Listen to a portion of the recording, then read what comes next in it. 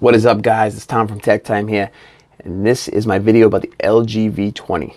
Phone's been out a year. Is it still worth it? Is it still a great buy? Last year, this was one of the best flagships out. My favorite flagship of 2016.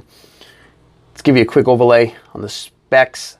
It's a 5.5-inch screen, IPS LCD, 16:9 aspect ratio, Quad HD screen, Corning Gorilla Glass 4.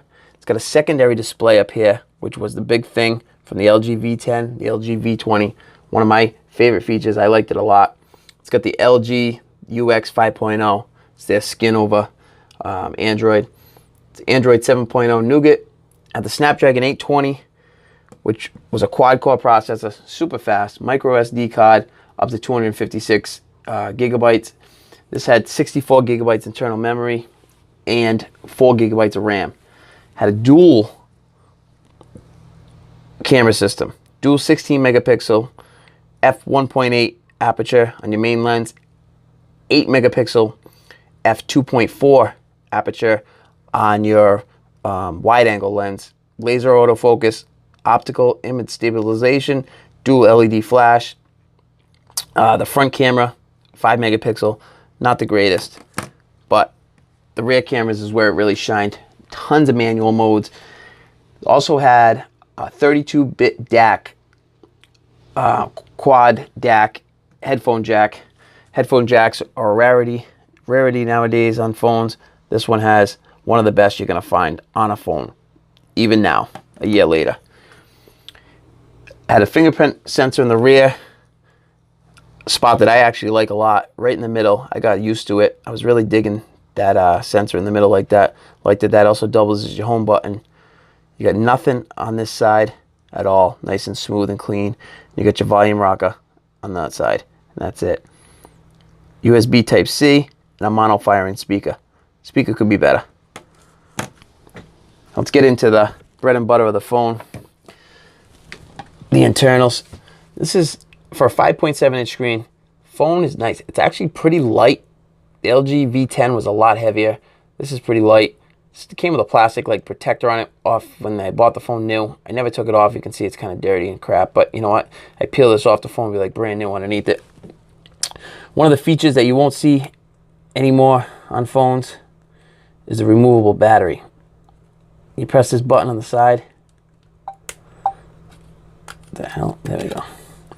And you can remove your battery. You can put your micro SD card and your SIM slot right there. Imagine that. What a shame that they did away with stuff like that. This was metal, so you didn't have any wireless charging, but you did have fast charging with this phone. And this phone, super smooth. I ran benchmarks against the Galaxy Note 8, and you know what? It held its own. The one thing that I had problems lagging with was sometimes going back. I use the Nova Launcher on this, but when I would be in an app and then I would go back to the home screen, sometimes there'd be a delay. Not too much so. And then the cameras, opening and shutting the cameras, it took a while sometimes. And then switching between cameras, there was a delay. That was my only thing that I didn't like. But this thing took incredible photos, incredible videos. The wide angle lens was one of my favorite features. Why more companies don't implement wide angle instead of telephoto is beyond me. I think the wide angle is ingenious.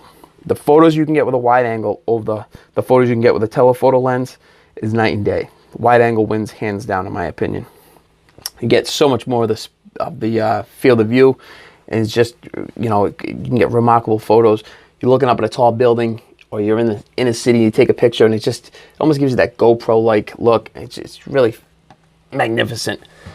So you get the LG UI, which is, a lot of people don't like it. They say it's outdated looking. I don't know, I'm actually accustomed to it. I like it a lot. I got used to it, and it just worked for me. You can apply themes, just similar to like what Samsung has. You can download new ones, high contrast. That's what I have it running on. The second screen was the big selling point. Quick access to apps. You can put your little name there. Flashlight, Bluetooth screen capture right on the top. That's what I liked a lot. Your recent apps that you used here, and then you can add a couple apps on there. You could show when the screen was off. You could change different settings. You had more settings down here. Show time while the content is shown, stuff like that. Or you could make the second screen disappear when you're watching certain content. You had on the lock on this phone, one feature I like a lot about the LG phones is the lock right here, the knock code. I like that a lot. One-handed use, it's really easy. No pattern or anything. I like that knock code a lot.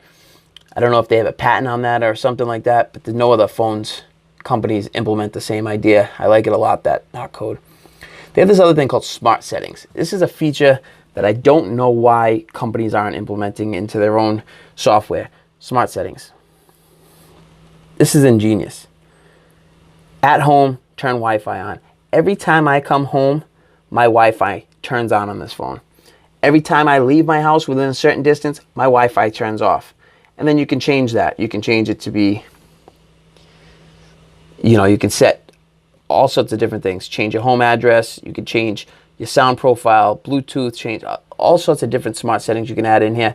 When earphones are plugged in, you can select an app to open, whether that be Spotify, Pandora, Google Music, Amazon Music, whatever that may be, YouTube. Same thing with this. When Bluetooth device is connected, I have it open ways because most of the time I'm using my GPS with it. I love this feature. I leave my house, I don't have to worry about shutting off the Wi-Fi setting and then having my phone searching for Wi-Fi the whole day.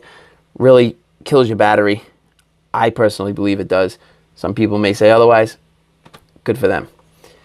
This feature was great. I wish they had it on other phones.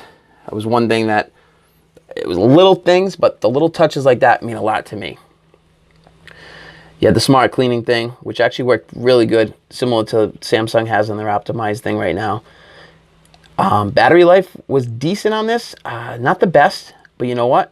You could turn it around and slap in a new battery in a moment's notice. And then you have full charge. Nobody's beating that. Nobody's beating putting in a new battery and having 100% charge. There's no quick charge 3.0. There's nothing turbocharged that's going to beat that, slapping in a new battery. It's a feature I liked a lot. And you know what? It was military grade, drop tested. The phone was a beast. It really was.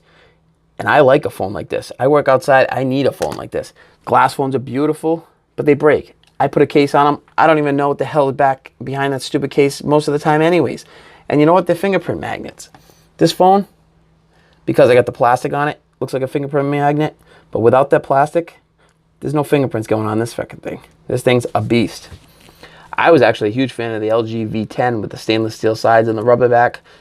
Obviously, nobody else felt the same way because they didn't continue that style. But this year, the LG V30 has a totally different look. It's no more second screen, glass back, blah, blah, blah, blah, blah. Beautiful looking phone, but I like this rugged phone right here. I think this is a great buy, guys. If you're still in the market for a new phone, but you don't want to pay $1,000 and you have an older phone, an LG G4 or a Samsung Galaxy 6 or an iPhone 5 or something like that, you could pick one of these up for about $300 unlocked. That's pennies for a phone like this. Still got top speeds. Nobody's going to notice a difference. You're going to notice a difference with these brand new phones, but in real day-to-day stuff, this is plenty for a normal user and even a heavy user. I put this thing through hell and it's still kicking. So if you guys are in the market for a phone, $300 for one of these, it's a score. It really is. This thing has everything you can expect from a flagship phone. The second screen is unbelievable.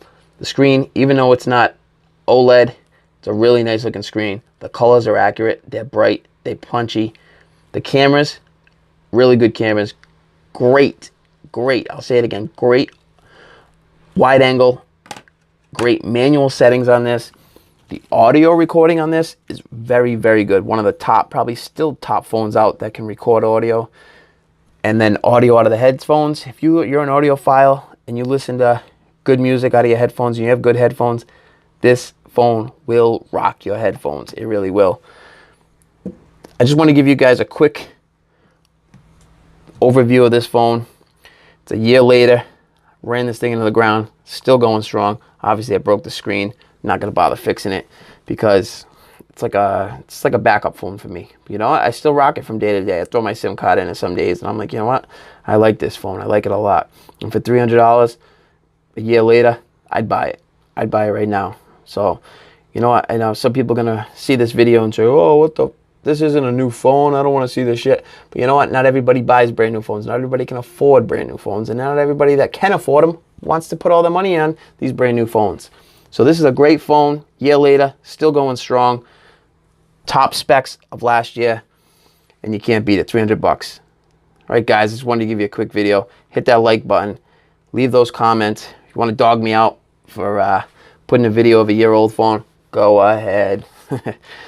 All right, catch you on the next one, guys. Bye.